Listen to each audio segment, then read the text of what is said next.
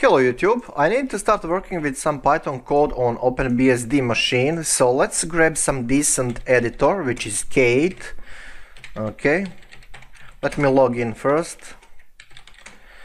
Start X, and in a split of a second, yeah, we have graphical interface. Right, so let's go with installation, package, add Kate. And I think that everything will be fine. So this is a fresh install of OpenBSD 32-bit system, because a 64-bit system was creating me some issues with some libraries, packages with the Kate. So I need to basically to do this. So there is a great chance that this will be installation that will take a couple of minutes. So I will just, speed up this or cut some things in a video, because now we will see lines and lines of text. Now in the meantime, maybe we can go to check how much of our system is being used. Just a second. Yeah, we can have installation in the background. So right, I think that I dedicated 4 GB of RAM, so free 2.6 GB. Well, that's interesting. So yeah, OpenBSD is a little bit weird when it comes to usage of memory, but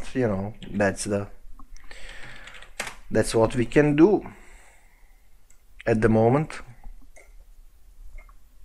So let's just watch this installation.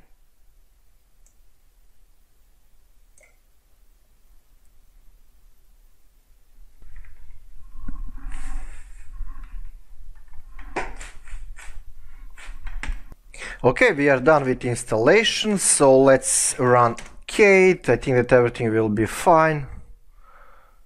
Right, so that works. Import OS and font is not as I like it, so let's change that. Configure Kate and fonts and colors, font, and let's say 15 or something like that. Okay.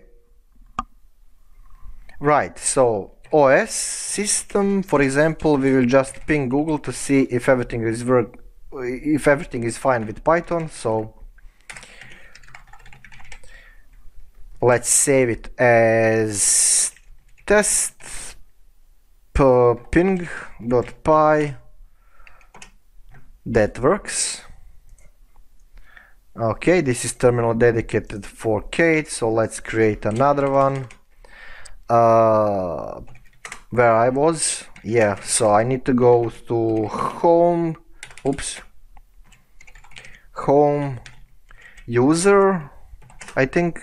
Right, so Python 3.6 test ping py, and that works. That's cool. Let's test 2.7. That's fine. So yeah, that's it. Very easy stuff. Working with packages, with applications in OpenBSD. Just remember that if you wanna check everything, all applications, you will say package info. If you wanna add, you will say package add, name of application. If you wanna delete it, you will just say package delete and name of that application, and that's really easy.